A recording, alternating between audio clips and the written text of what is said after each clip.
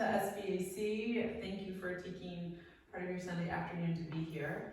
I'm just going to take a few moments to introduce Candace, and then I'll turn things over to her. My name is Allison Kreitz. I'm the manager of exhibitions and interpretive engagement here.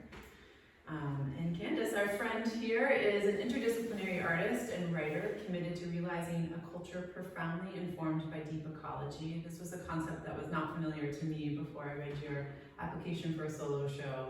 And I would say I only have a superficial understanding, so I hope that you take a little time today to talk about what that concept means to you personally and how it informs your work. Candace lives and works in Westminster, Vermont, the unceded traditional lands of the Elnu Abenaki. And her exhibition, Terrestrial Texts, is her first major solo show in her adopted state of Vermont. She earned her MFA from the Pennsylvania Academy of the Fine Arts and her BFA from Tyler School of Art, both of which are located in Philadelphia. She's also completed over 1,000 hours of study in Tantra and Ayurveda. Here in Vermont, Candace is the co-founder and executive director of In Situ Polyculture Commons, which is a nonprofit art residency focused on community resilience and the intersection of art and ecology. She also currently serves as the book arts director and art editor at the Ruth Stone House in Goshen. Candace has also been involved with the nonprofit artist collective Amos Eno Gallery in New York since 2018, and next year she'll be curating and showing work in 2 exhibitions there in case you have plans to be in the city. And then this autumn, Candace will set sail on the art and science expedition of the Arctic Circle Residency. This sounds so incredible, this program. Established in 2009, it brings together international artists, scientists, educators, and innovators to live and work on board an Arctic-class tall ship while sailing the waters of the international territory of Svalbard, an Arctic archipelago just 10 degrees latitude from the North Pole. So hopefully you'll tell us a little bit more about that. Sounds like an incredible adventure. Yeah, gladly. And so I'll turn things over to you. If we have questions, should we raise our hand, or do you want to ask us to hold our questions until the end? Yeah, well, this is a very intimate group, and I know so many of you, so I feel like we can have a little bit more of a conversation, like that's a little bit more interesting than me talking at you for 35 minutes, and I can be very long-winded, so you get me going on something I care about, and I won't shut up. So just feel free to throw things, and we can converse. But thank you for the lovely introduction, Allison. You feel very puffed up. I'll address one thing right off the bat, because the term deep ecology might not be familiar. I mean, it isn't familiar to a lot of people. Ecology sounds like a branch of the sciences, and a way of studying, and it is that. But so deep ecology is this philosophy, or really approach to life, that observes ecology, the relationship between all beings, as deeply meaningful, spiritual, and very important, and therefore a kind of underpinning to all of the other things and actions that constitute our lives here on this strange blue orb. And so there are branches of it, but deep ecology, I think, can be adapted to a lot of different things. A lot of what I take from it is this sense that there's a need to go ever deeper. Or it's sometimes called deep green ecology. And I look at that as in direct contrast to bright green thinking, or like bright green technology, or even greenwashing, which is a lot of what we see in our cultural media and contemporary, current events.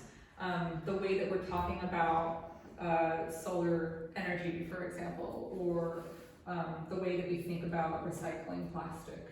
These things they're bright green, they're overly optimistic, and they're not really rooted in the root issues of the poisons that are sort of affecting us culturally. So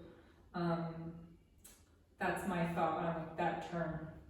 And in bridging from that to the work that I make, and thinking about how deep ecology informs some of these illuminations, they're really explorations of what that concept could really mean for us if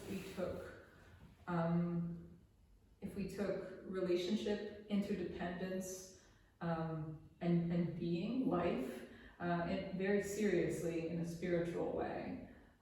So I leverage the tradition of book arts illumination, calligraphy, which is so commonly used for either the humanities, like poetry, or for religious texts. And I apply it to this concept that's much, much bigger than you or me or any of our grandparents' religious lineages. And it tries to take a really wide view and then allow it to manifest in these little microcosms of paper. So that's what I'm doing. I began this series when I was in graduate school at the Pennsylvania Academy of Fine Arts in 2018, 2019. And in fact, Parzival, the piece on the wall just over there, the circular one that reads very clearly what aileth thee, that one began when I was in graduate school. And there's a funny little story on the wall text there about how it was kind of like a spill happened on the paper, and I was doing something I didn't know what to do with it, and I just stashed it away and saved it, and it remained a little stash of paper that I didn't want to recycle or get rid of or do anything with for many years until I was making this body of work, and then suddenly it sort of sang to me that that's what needed to happen on that paper. So there's a kind of serendipity and what's the term? I almost said manifest destiny, which is not what I mean. Not manifest destiny. The fate. There was like a fate moment where it was waiting all that time for something really important to happen there. So that also illustrates a lot of the process that I have with these. I come to them with all of this deep felt spiritual longing and this concern and this sort of earnest melancholy that's rooted in observing the ways that the dominant culture that we live in sort of has this lack of empathy for the interdependent world. And then, I have these books that I read that help to make me feel less lonely in a sense, because there are other deeply thinking and feeling humans who are also writing about this, or who are, participating in activism that takes them outside of the realm of art sometimes, but it's a creative act. And so that there's that hope, there's that concern, there's my own beliefs, there's this really valuable language that I'm sort of taking in from these other books, these other makers, and then I arrive at these sheets of paper, and I don't know if you've ever heard the term, you probably have, the blank canvas syndrome, so you're an artist, and you get out your brand new 4-foot stretch canvas and you put your gesso on and it's all ready, and then you're like, oh no, what do I paint? So that moment definitely happens, except that of course then there's this faded moment where something becomes obvious, and some part of the surface invites creative action, and it's creative action that comes outside of the intellectual, and that's actually something very, very important, because my whole body of work is really putting human intellect, human language, human creative capacity in service to the sensory and the extra human realm. I think. I mean, that's what it seeks to do. So, whether it achieves that is to be decided. But and it's not because there's something wrong with intellectual pursuit or that human cleverness isn't so fantastic. It's one of our skills. It's one of the things that we do well. But I'm anti-hierarchical, and so the idea that our cleverness, our intellects, our capacity for language and technologies somehow get put on the top of a very tall skyscraper or pyramid is a kind of crushing falseness to me. So I want that capacity that we have and that I'm channeling in my work to really be in that service position, to sort of like try to elevate things that are not anthropocentric. And of course, I can't escape my subjective place in this world, the body that I'm in, the fact that I am human. And it's not that I'm trying to make humanness wrong. It's just that there's a lot more out there, and very rarely in art, really in culture, do we really have an opportunity to get that scope into something that's beyond the human experience. So what's extra human? What's beyond the anthropocentric? It's literally everyone else, right? So I keep trying to avoid saying the word thing and it. Robin Wall Kimmerer, this really wonderful author, she wrote Braiding Sweetgrass, which I recommend in case you haven't had a chance to enjoy it. She wrote this essay about healing the English language, and she's indigenous, as well as being a trained Western botanist and ecologist, and she therefore has this sort of bridging capacity where she speaks from like a Western empirical scientific perspective, but then she also has like indigenous knowledge and like indigenous ways of relationship.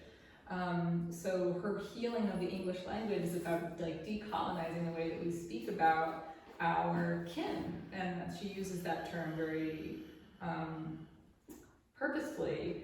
So she says in English, instead of having it and thing and these sort of non-being ways of referring to other animals or trees or even mushrooms or even rocks, that we could refer to them as ki and kin, could have these different pronouns. It's actually really lovely that in the dominant culture, we're even having these conversations about pronoun expansion. What can pronouns be? And if the beautiful little finch that stops at the bird feeder is no longer it, but becomes ki, becomes kin in that simple act of recognizing. So what does that have to do with the work?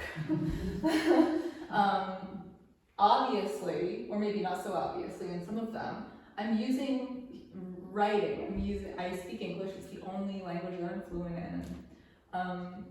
I use the language that I have to project this perspective of curiosity about other perspectives. Sometimes the language becomes completely indiscernible and it leaves the realm of human conception or even human thought, and it enters into this organic sort of strange miasma, or maybe not miasma, because that has kind of a negative connotation, but I like that term. It's this miasma. There's so much fecundity in stuff that we might view as sort of gross, indiscernible. It's composting. It's like this other stuff. There's processes happening, but you couldn't put your finger on any of them.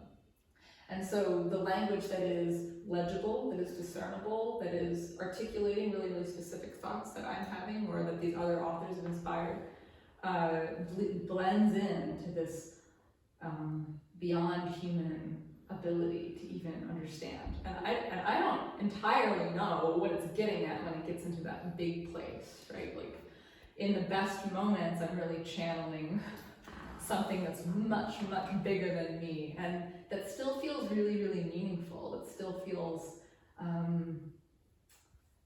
conscious. I'll use that word. And sometimes there's pushback around that, like this consciousness gets so bogged down with philosophical terms and like what can we consider conscious and who is conscious and how can we define it, and that defining really blocks out a lot of whom we could consider conscious if we were being a little more open-minded about it. And I say who, and I mean like things. Things. So there's a kind of pervasive animism that these drawings, these illuminations are attempting to have a conversation with, I think.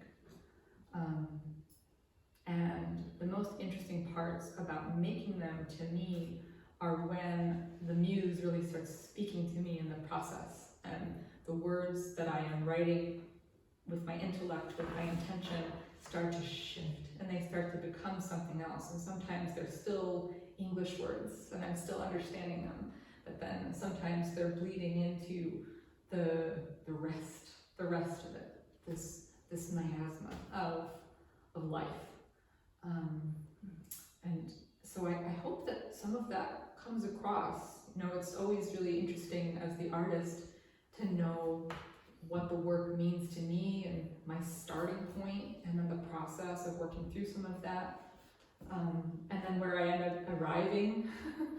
And of course, there's not just the thinking and the language, there's also the material concerns that these things have. They're ink, gouache, watercolor, and dyes that are applied to paper. So they're all living material, they're organic material from the get-go, and every time they go from wet to dry, every time the color goes from surface to substrate to sort of embedded in the fibers of the paper, there's this life that's actually happening.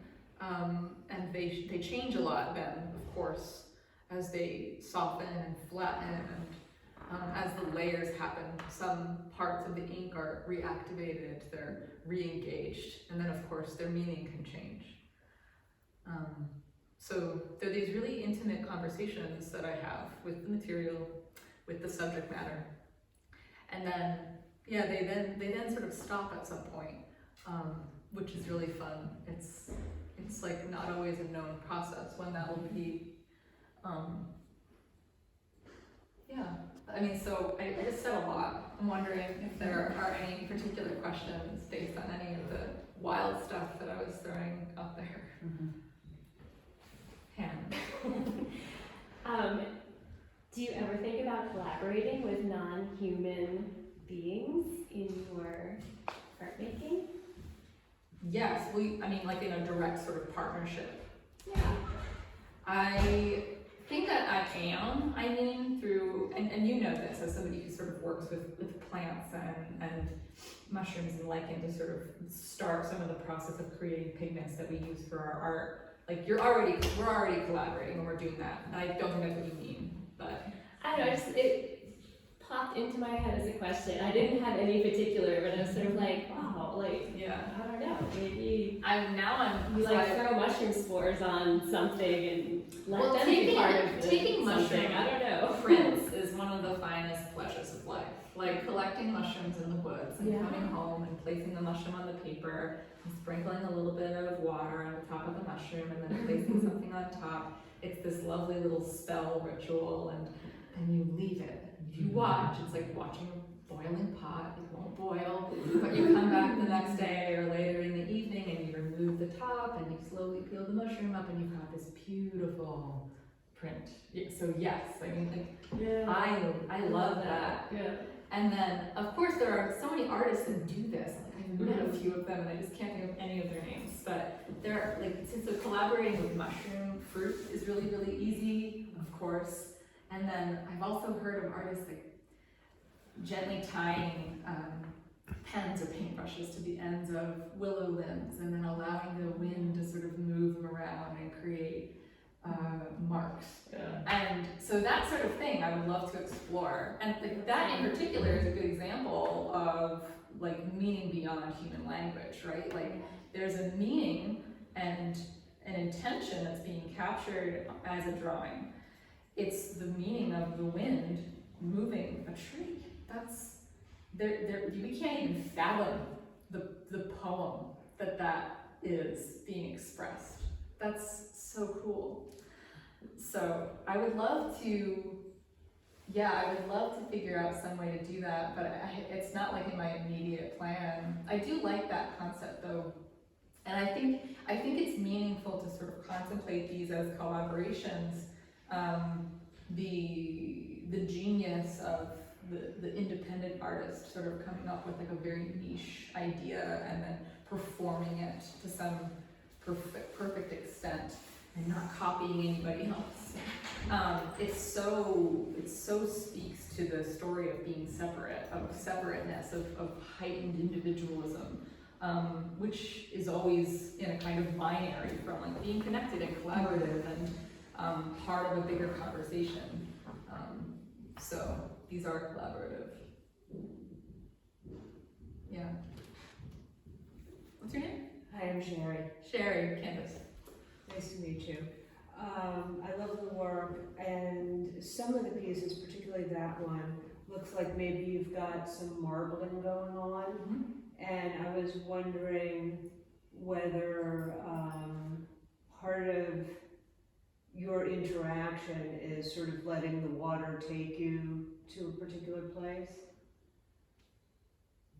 Yeah, so I began doing Suminagachi marbling in 2018 or 2019 as a way of introducing an organic, sort of starting, getting past that black canvas syndrome, right, a little bit, but prior to that I had been doing really elaborate organic sort of ink drawings where I really was doing what you're saying, letting the water sort of take me somewhere and sort of seeing how the different pigments interacted with different alcohol, water, like these different sort of ways of applying to the paper. And the challenge with doing calligraphy on those is that the ink always reactivates. The ink wants to be, it is alive. And so it became just increasingly tricky to get anything to sort of stay. And I mean, like, fixing things and controlling it isn't really my game anyway, but sometimes you just want things to work.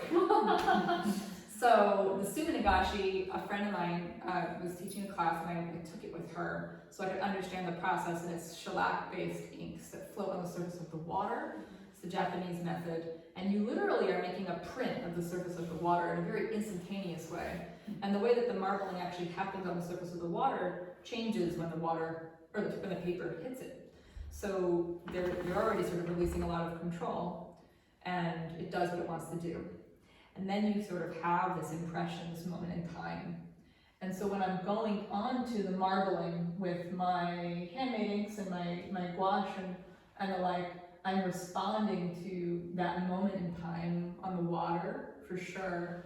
And I definitely don't plan the compositions. So I allow the way that the marbling has happened to sort of inform where the language is going, and then it even often calls for certain types of language. Like, so this, for example, is words by the wonderful author and activist Joanna Macy as she was being interviewed on Krista Tippett's On Being.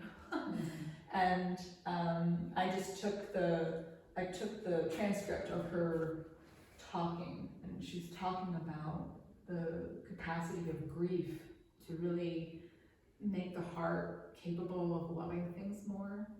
It brought me to tears listening to her say it. And it was my introduction to her, actually. I had not heard of her prior. And for some reason, this marbling didn't really have any kind of spiral or circle thing going on. It was a little bit more like linear, like swoops. But it just called for this sort of circular thing. So I built the circle in, it was just pencil. And my husband helped me figure out how to make this this backwards spiral. Like, my mind was going, like, breaking down halfway as I was trying to do it. And then it came to me suddenly, like, oh, this is the grief. This is the spiral, the way that the grief sort of cracks you open and makes your capacity for love like ever larger. And so it sort of was the muse moment. And then the marbling, informed the way that the colors were shifting as I went through the text, the transcript that I had taken down on the radio. And that was interesting because, like, that was a moment where I was making my job as hard as I possibly could. It's like shifting inks, like switching pens and brushes, like mid-letter is difficult. And as a calligrapher, you wouldn't normally do it, but I mean, it's fun to me to push the envelope of like what these methods and traditions really can do. So that series really expanded, and almost all of my illuminations are on marbled paper now. And I marbled a good chunk of this paper when I was in residency at the Vermont Studio Center because they had these great big tubs. But with the exception of the really, really giant one, which I marbled in a pool that I made in my driveway with a blue tarp over some firewood. And it was, because it had to fit the giant paper in it, so it was a huge tub, and I was like applying all of the ink, and then we used our Subaru Outback to dry the paper when it was done. Because you gotta do what you gotta do. So that one actually has really remarkably wild marbling, and you can kind of tell because there was like autumn breeze.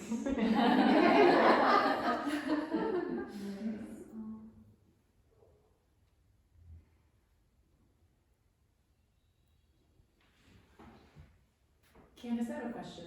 Yeah. I'm trying to picture you working on one of these pieces. Mm-hmm. Can you just tell us a little bit about your studio and just, I mean, there's detail, there's really intricate detail, and then there's larger kind of almost gestural lines and shapes. And so, could you just tell us about how you go small and how you go big, and if there's other, you've already talked about literary influences, but if music or sound, movement, how those maybe play into your practice or not? Yeah, thank you for noticing that like micro macro thing. That's like one of the tenets of alchemy, right? As above, so below. And like as is the big picture, so is the small. And definitely when I'm in my studio, these drawings get tossed around a lot because when they're really wet, they have to be lying down, they have to be supported. And so I have card tables and like drafting tables and these big beautiful tables that my husband built me, and I lay them down, and it's a mess because there's vials of ink, and there's like pigments, dry pigments, and there's like different stages of like dirty, clean, and not so clean water.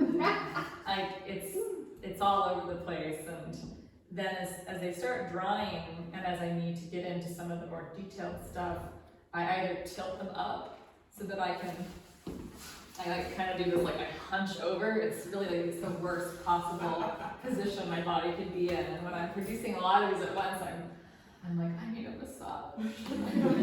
Everything hurts. And I'm a yoga teacher, so I like know better. But like that's just where I can do it. And then they get put up on the wall, so I can step back and so I can see them, and so I can make some of these notes about like this is where that gesture goes, and like it's like not singing over here.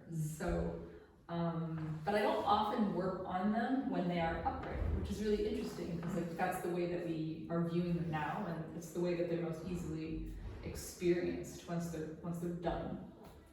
But they do have this sort of life of up and down and tilted, rolled over, turned this way so I can get to the middle, where it's hard to reach.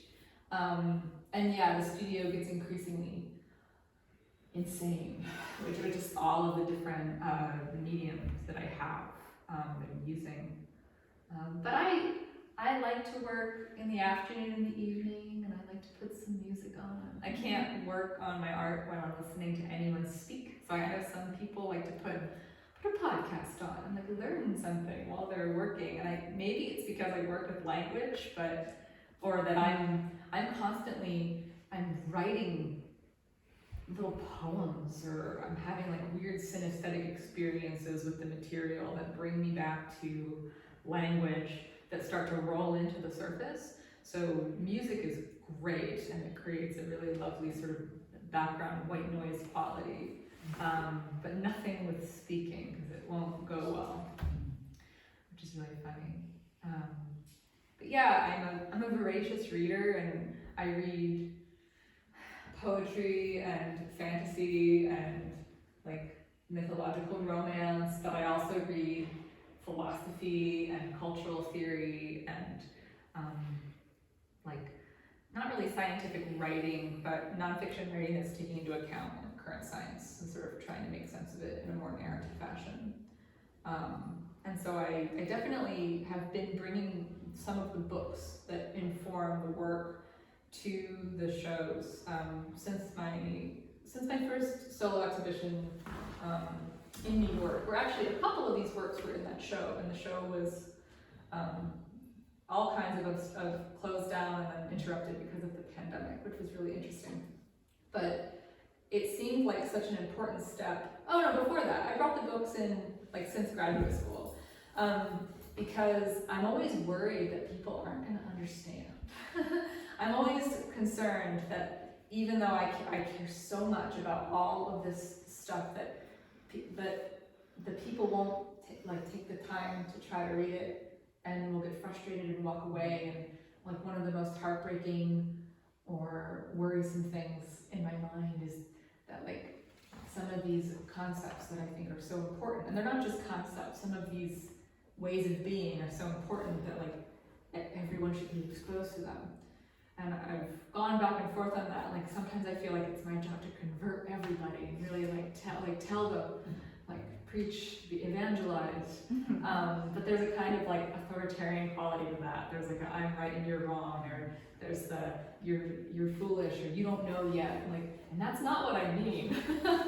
So I don't think it's that. I don't think I'm evangelizing. I think it's more of like a door opening or like an inspiration point where, without making anything else wrong, I'm just trying to sort of create an experience of an ever-expanding capacity for more. I'm like a maximalist.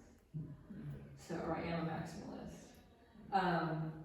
So some of the books that I have here, it's a smaller selection than usual. Usually like a small library. So I have James Lovelock's Gaia, which is actually a very scientific read. He goes through some pretty basic stuff about atmospheric chemistry that helps to illustrate his point about the entire Earth being one very large organic system of which we are part. And he doesn't do it in terms of myth, even though the name Gaia might make you think that.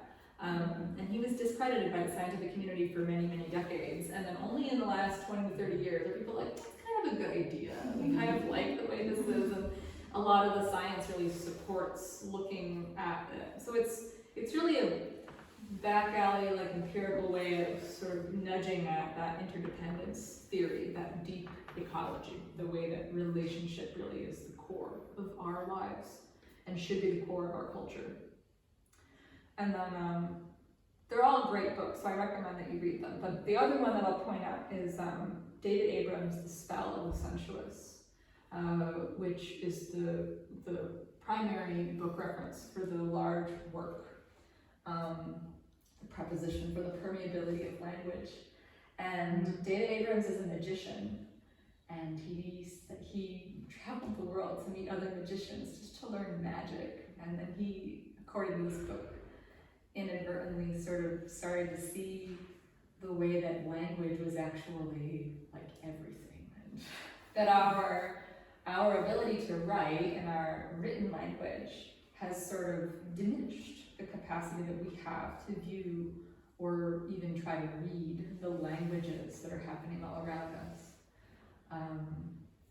And he concludes the book in a way that just makes me want to rip out the last 50 pages.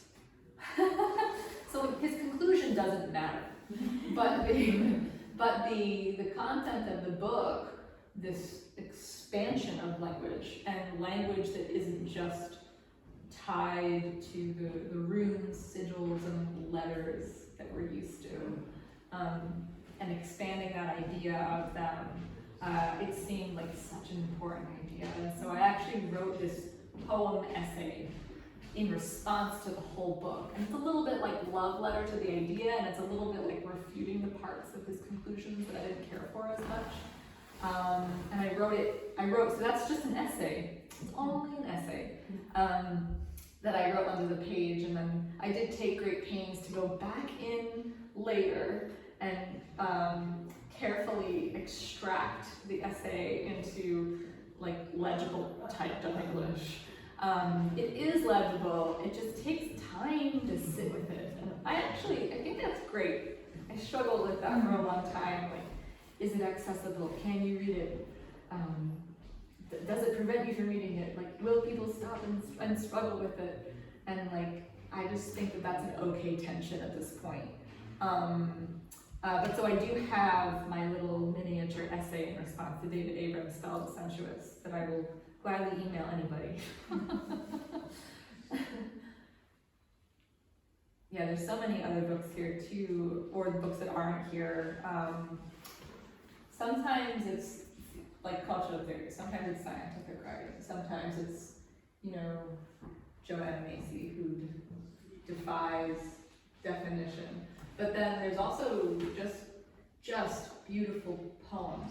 Like the white diptych on the far wall is the poem Remember by Joy Harjo, the poet laureate, which is a really beautiful poem. And it simply recalls to the sense of interdependence, bless you, and demands that you remember that you are everything, or that you are part of everything and everything is part of you. It gets you out of that idea of referring to everything as inanimate thingness, and demands that you sort of observe yourself in all. It's a great poem. So that was like an easy one to make. It's like you read the poem, this has to be an illumination. And I think that like bringing it back to the idea of illumination. Like, well, what do we illuminate in the tradition of illuminated manuscripts? Like, we illuminate texts that are important to us culturally, that have something to offer, that are really beyond or have a kind of hugeness to them. And something as simple as a poem demanding that you remember that you are everything and everything is you. That's something worth gilding with 24 karat gold.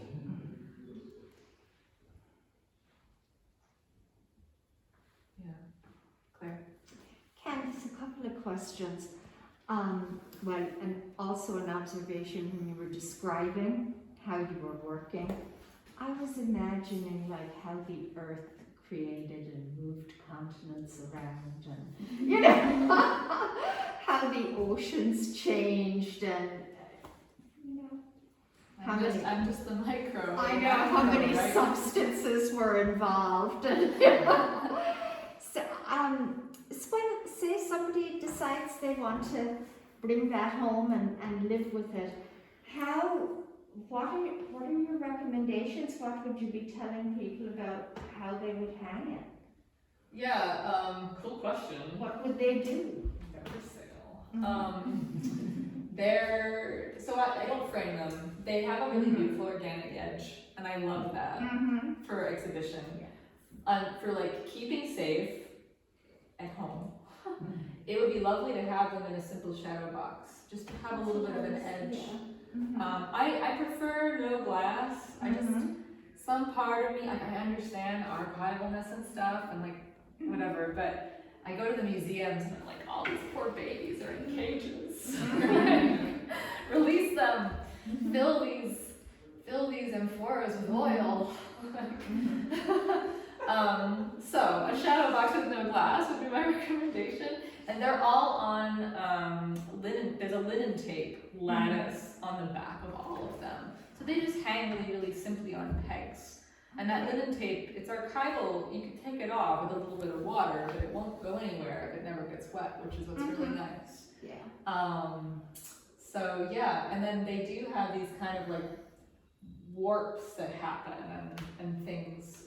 But otherwise, they're very stable. There's books that are around from hundreds of years ago. So they will last to the end of our lives, and who cares what happens after that? Yeah.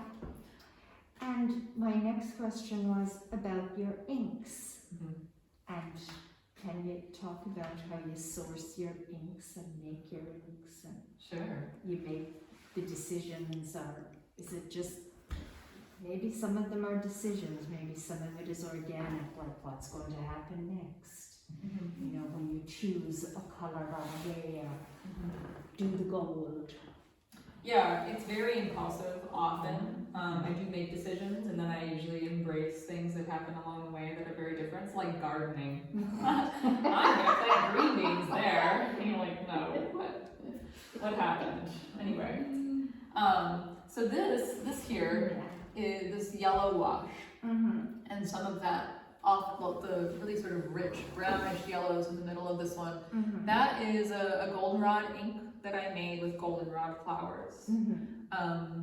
It's pretty light fast. It faded a bit, but then it sort of stayed, which is nice.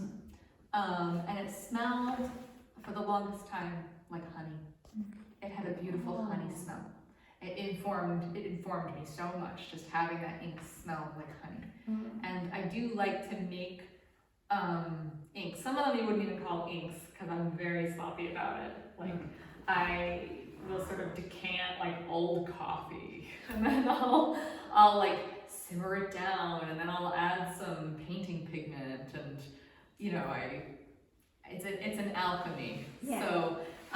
And I do that, most of them have a little bit of my homemade ink in them, some more than others. This one's full of it. And then there's a couple of ink makers, like small companies that just know how to make ink really well.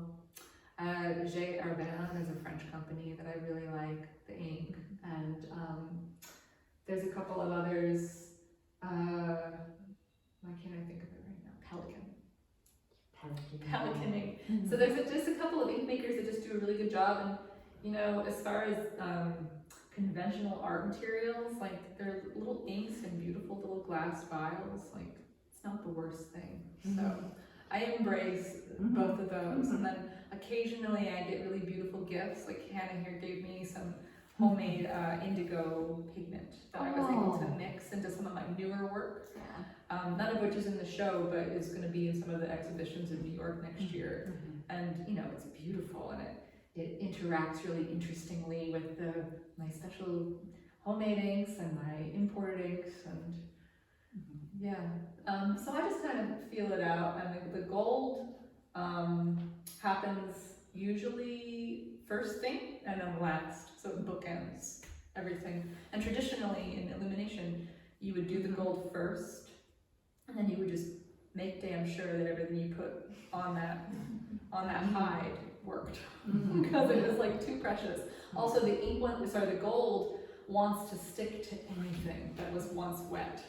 So as soon as you're introducing any inks or washes or anything to the surface, you're inviting gold to just adhere.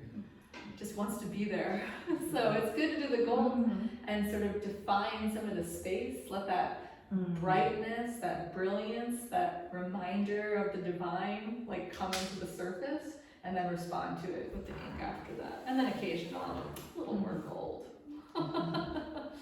Sherry, you also had a question. Yeah, I was wondering whether you've engaged at all with some of the people who are doing generative scribing and that art, like Kelvy Bird. No, I don't. No, I'll have to write that down. Generative scribing, Kelvy Bird. Yeah, Kelvy Bird. It's a group of people who've been working with the Presencing Institute, and it's all part of the guided journey and trying to be very present and sense the emerging future waiting to be born. And it seems to me like some of what they're doing and some of what you're doing have It a sounds conversation. like it. Yeah. I've never heard of that, and I'm gonna look it up as soon as we are out of here. Thank you so much. What an interesting concept. Yeah, I'll write that down. Thank you. You're welcome. Allison? Could you tell us about this piece, which is the most kind of referential of a text? Yeah. It's a bit different than these. Yeah. Let's take it down. So, this is a trifold book. It's like a prototype for a book that has more than one way to read it was kind of the idea. So it's like an imperfect structure. It was really me just like trying it out for the first time. And I've also exhibited it as a sculpture, sort of like this, where they've got all of these tales or narratives that are happening, some of which are human language, and some of which are beyond human language. I think this one in particular, it's a little section from James Lovelock's Gaia, and this is a little one from Bruno Latour. So these two books formed a little bit of a basis of the start of this book, and then they sort of expand beyond the realm of English, of the human. This reminds me a little bit of grass having a conversation with a snake. And so the idea being that you could have whole volumes of tones that are sort of inhabiting a single book, like just like the earth, or, you know, or something smaller. And so, yeah, there's actually like a lot of art in here, because there's like the very individual illuminated capitals, the beginning of the text. There's the way that they sort of devolve and form, and then there's even these sort of like hidden pressings. So this is actually an intaglio print of birch bark. So it's a really mixed media piece, and it was a really experimental thing, but it became very, very important to me that I make it before one of my previous exhibitions. And it's such a weird thing, and I just love how many different ways it can be displayed. And the idea with this prototype was that it could sort of just fold up innocuously and live on a bookshelf. You'd never know. Which is really cool. Hidden stuff, but it's a neat piece. Like, I marbled all the paper, and there was a lot of work that went into it, but it was also just the way that a lot of work came together after sitting for the appropriate amount of time. Which is pretty cool. Yeah, so the GIS, the title sort of references, geological location technology. I don't know what it stands for. What is geo... Information systems. Yeah. But it's locating yourself, like here on Earth, in this funny, complex, layered book that we find ourselves in. Yeah. I'm gonna make another one. I think I'm gonna make, like, as this was the prototype, I'm gonna make more of them with more pages, like more than 3. Figure out how to gently fold it up so it can quietly slip into a bookshelf somewhere. Yeah. No, thanks for asking. I almost forget that one's there. It's quiet. Yeah. Are there any other questions? I'm curious about your Arctic residency. Oh, yeah. What the queries are that you're approaching that with. That was supposed to happen in 2020, so I learned about that residency in 2018. I wanted it so bad. Like, I have always been drawn to winter and the north, and not in a sort of like, hopefully not in like a colonizing way, but just in like a communing way. I feel so at home in the cold, and there's something very precious to me about it. And I grew up in a place where everyone had nothing nice to say about winter, and so it just felt like I felt like I was going against the grain. And so when I found out about the residency, I was like, I have to have it. And then I knew I wasn't ready to apply for it, but I took two years. And then I submitted an application, and I was like, I'm gonna get it, I'm gonna go. And it's actually kind of a competitive residency, which is really cool. And then I got shortlisted, and then I was accepted, and then the pandemic happened. And it was supposed to set sail in September of 2020. I specifically applied to go in the fall. They do a summer expedition as well, which is like high summer. There's like no darkness up in the Arctic. because I wanted to be there when there'd be northern lights. And the whole idea was that I would be doing illuminated manuscripts under the illuminated skies. In this cold, anyway, it was just very poetic and interesting and exciting to me. And so it did get put off, and I just found out last week that we are definitely sailing this October 1st. So I'm really excited. I will be on board with 20 artists, writers, scientists, musicians for 2.5 weeks, and then I don't have a plan for what I'll be working on board. I'm gonna bring some of my materials. I'm gonna bring some small sketchbooks and small caches of like single sheets of paper. But I'm trying to be really open, you know, and this last summer has been the least amount of retained ice in the Arctic ever recorded. It's like a harrowing time everywhere, but to go to a place that is being so visually impacted by the climate crisis. So there's a part of me that, despite the joy and excitement about going, is really going to just witness and be in grief, I think.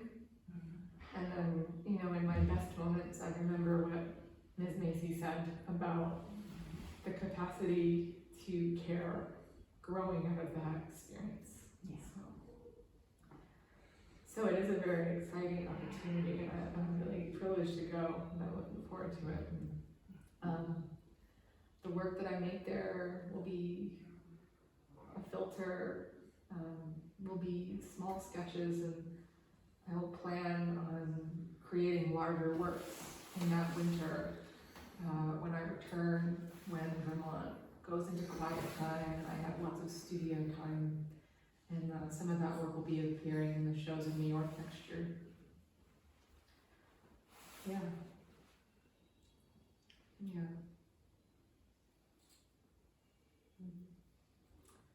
Anything else? Anything else pressing?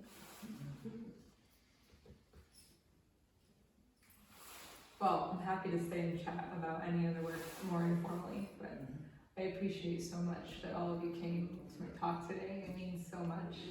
And this has been such a great opportunity to show some things that I care very much about. So thank you for your attention. Thanks